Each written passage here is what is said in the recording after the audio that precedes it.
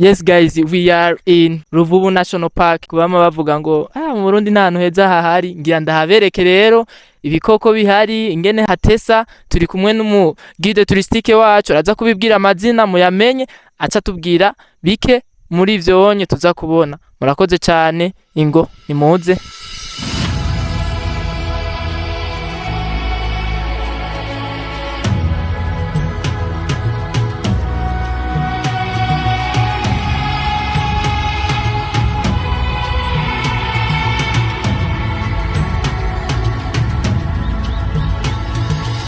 Alors, bonjour tout le monde, soyez les bienvenus au parc de la Ruvubu. Moi je réponds au nom de Jonas Risgiman, je suis un guide touristique ici au parc de la Ruvubu. Alors en grosso modo, comme vous le voyez, le parc de la Ruvubu est une grande aire protégée qui se situe au nord-est du Burundi, faisant frontière avec la Tanzanie. Il s'étend sur 62 km de long sur son axe principal orienté du sud-ouest. Son altitude moyenne est comprise entre 1350 et 1136 mètres. Sa largeur varie entre 5 km et 13 km. Et puis, il couvre une superficie de 50 800 hectares. Wow. Alors, comme vous l'entendez, le parc de la Ruvubu est un peu vaste. On a essayé de le partager en 4 secteurs de surveillance afin de faciliter les patrouilles de chaque secteur de surveillance correspond à l'une de 4 provinces qui touchent le parc. Alors, si j'essaie de retourner un peu en arrière, les 4 provinces qui touchent le parc sont Muyinga, Karuzi, Ruyigi et Chankuzo. Alors, chaque province a son secteur de surveillance, mais tous sont gouvernés par le secteur Muremera de côté Chankuzo. Alors, concernant la richesse faunique, le parc de la Ruvubu porte 44 espèces de mammifères. Parmi ces 44 espèces de mammifères, les espèces emblématiques ou bien les espèces phares sont les bifrons du Cap, les hippopotames et une espèce d'antilope qu'on appelle coq de Fassa, en Kirundi on l'appelle Indoni. Oui, alors il y a aussi des autres espèces de primates qui sont très visibles. Il y a le babouin, corobé rouge, cercopithèque à diadème et le singe vert. Dans notre parc aussi, nous avons 412 espèces d'oiseaux qui sont composées par les oiseaux migrateurs et sédentaires. Comme les oiseaux migrateurs, je peux parler que les plus visibles sont les marabouts d'Europe et les percas d'Europe. Nous avons aussi 14 espèces de poissons dans la rivière Ruvubu. Le parc est étiré lors de la rivière Ruvubu qui a donné son nom. Ruvubu, c'est-à-dire Imvubu. En Kirundi, on l'appelle Imvubu, c'est-à-dire en français c'est l'hippopotame. Raison pour laquelle le parc s'appelle Parc de la Ruvubu parce que il y a la rivière qui passe à l'intérieur de ce parc qu'on appelle Ruvubu qui porte plusieurs hippopotames.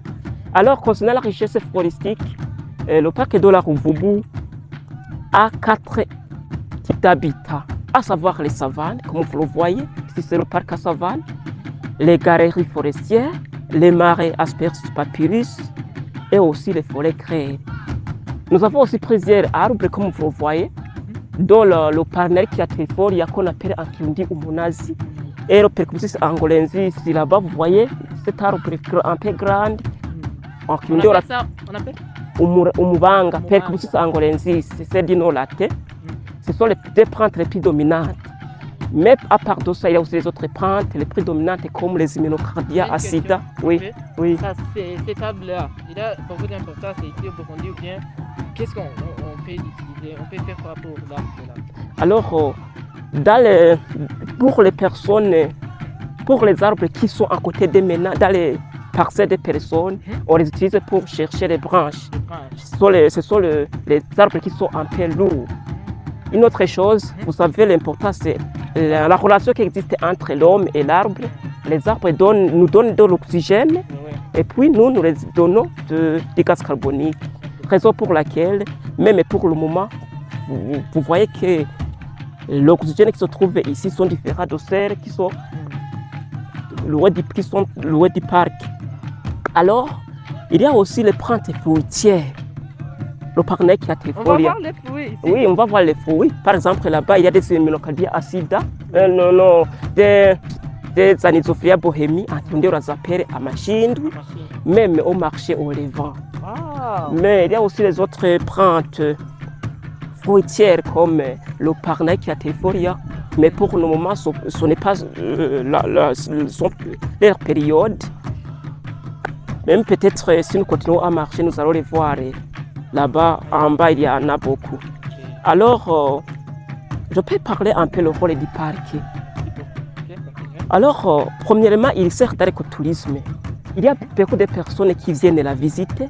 Quand il arrive, il laisse les devises ou bien les francs et puis l'argent qui les devises doivent être versés dans le compte de l'État. Il nous aide dans le développement du pays. Deuxièmement, il y a des étudiants ou bien des écoliers, même les élèves qui viennent ici au parc pour renforcer les études, surtout ceux qui apprennent la biologie, la chimie, ou bien les histoires, en général les cours de sciences et même l'histoire. Une autre chose, le parc de la Ruvubu évite le changement climatique. Aussi, le parc de la Ruvubu, pour les personnes qui vivent tout près de la rivière, tout près du parc, il gagne la pluie sans cesse. Voilà. En bref, c'est ça. On a entendu beaucoup de choses sur le parc national de Ruvubu. Je vous remercie, mesdames et messieurs. Nibaza ko tuzakumva byinshi cyane. Jewe naho twoshika ngaha tugaca dusubira inyuma. Naryohewe cyane n'ukuri. Naryohewe cyane kuko ibyiza ntibihera. Ibyiza ntibihera. Reka tubandanye turyoherwa. Sawa, murakoze cyane. Alors, comme vous me voyez là-bas, vous voyez des animaux. Ces animaux, on les appelle kobe de fassa. En Kirundi, on les appelle indoni. C'est-à-dire, c'est une espèce d'antilope grande que nous avons dans notre parc. Parce que pour les antilopes, nous avons Cephaloptogrim. En Kirundi, on les appelle ingeregere. Nous avons les copes de roseau. En Kirundi, on les appelle sasu.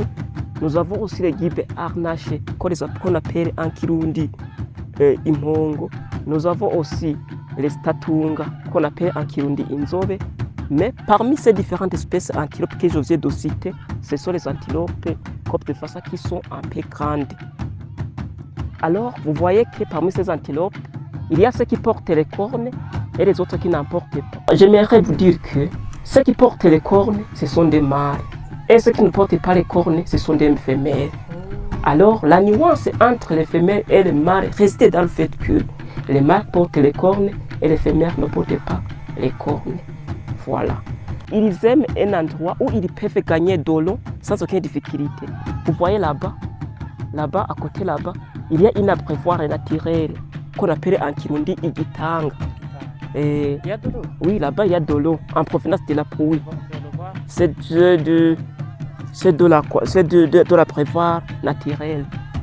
Oui, il y a de l'eau. C'est-à-dire, ils viennent ici.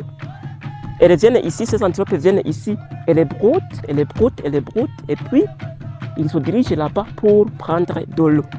Je vous ai dit aussi que parmi les 4 types de végétation dans notre pays que nous avons, il y a des galeries forestières et des marais Aspergillus papyrus. Vous voyez comme ici, là-bas c'est une galerie forestière. Vous voyez là-bas, c'est une galerie forestière. Et puis ici, c'est le savane. Le savane. Dans notre parc, il y a 4 types de savane, à savoir le savane stépique, le savane herbeuse, le savane herboré et le savane arbustive. Alors comme vous voyez ici, c'est le savane arbustive parce qu'il y a des arbres grands et des arbres petits, les jeunes arbres et les grands arbres.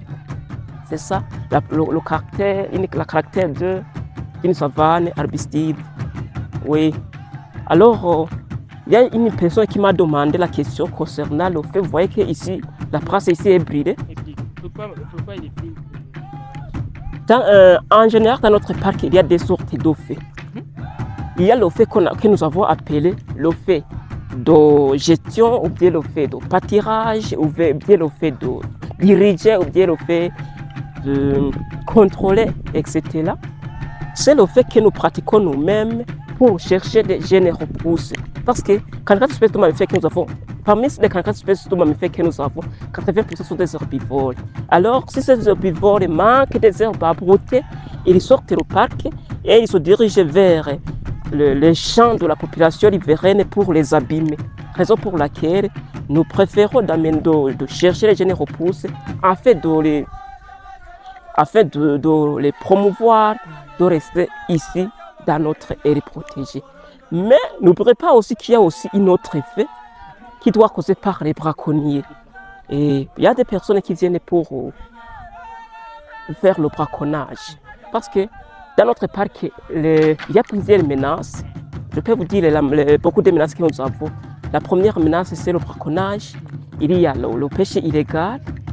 Il y a aussi l'effet de pousse.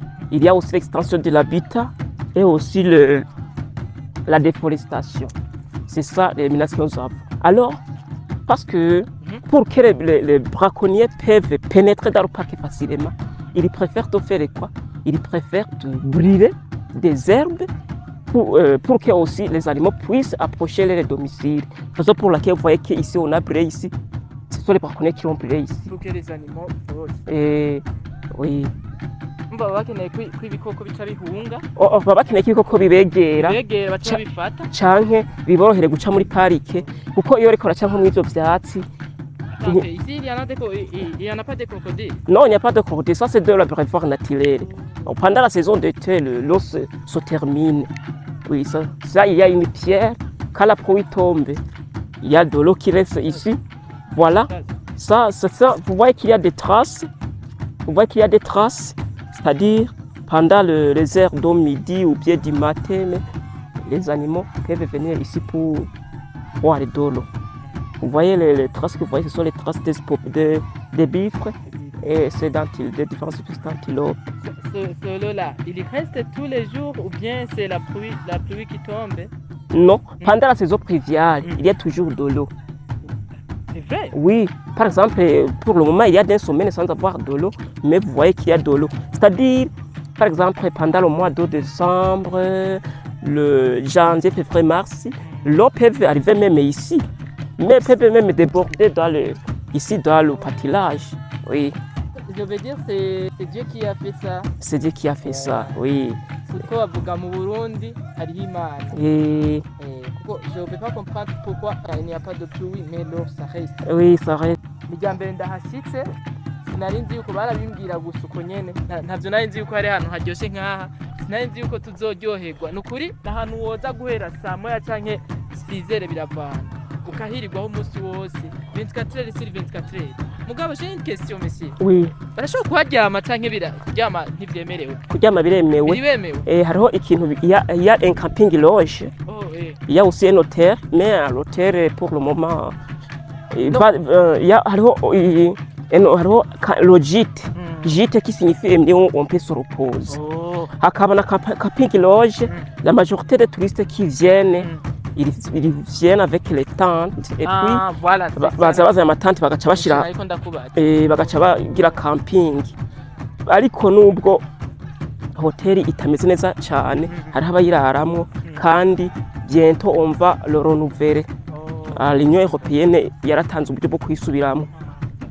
En tout cas vraiment aryohewe cyane. Ukuri aratuganirije ibintu byinshi gose twabonye ibikoko naho tutashoboye kuvyegera gose mugabo uwishikiye na uzobibona kuko ibikoko byo ngaha biratinya ngo induru bikakumva yuko nawe uzogerageze uze kandi ibintu biba bimeze biba bigenze. Reka twandanye nibaza yuko hari ahandi hantu akijanye kutwereka La recherche pour rechercher où ils sont allés. Oui. Par exemple, sur le moment d'été, pendant le moment d'été, les antilopes étaient, auparavant les antilopes étaient sur cette montagne. Après, ils se sont déplacés vers la seconde montagne. Et puis, vous voyez que pour le moment, ils sont là. Oui. Oui. Alors, une autre chose que je vous ai dit, auprès de vous dire, le parc de la Ruvubu auparavant, c'était un milieu synergétique, un milieu de chasse. Il y avait même des personnes qui y vivaient. Et puis, oui, ils vivaient ici, c'était mieux occupé par les personnes. Beaucoup de personnes, 3000 habitants. Les maisons étaient là au parc. Vous voyez comme là-bas, là où il y a beaucoup d'arbres, il y avait une maison. Les milieux où il y avait une maison, est caractérisée par les différentes arbres sacrés, comme les ficus toningi, les ficus moris, les trapsiniki, imimanda, imihororo, imigumya, etc. Ce sont, on les appelle. Ces habitants étaient. C'était en 1980. Ils ont été expropriés et puis ils se sont dirigés. C'est-à-dire, 3000 habitants ont été expropriés. Et puis ils se sont dirigés dans les 4 provinces qui touchent le parc. Les autres sont allés en Tanzanie.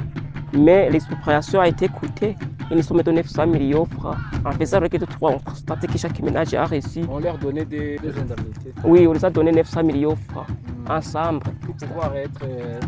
Pour pouvoir se déplacer Oui, ou bien s'installer dans les différents dans d'autres. milliers. Oui, c'est-à-dire chaque ménage a eu 300 000. C'était beaucoup d'argent parce que avec 4 000, on pourrait acheter une vache. Alors, comptez combien de vaches étaient dans 300 000 francs. Oui. Oui. Ok, merci beaucoup, merci de vous, merci. Ok, nous allons continuer un peu.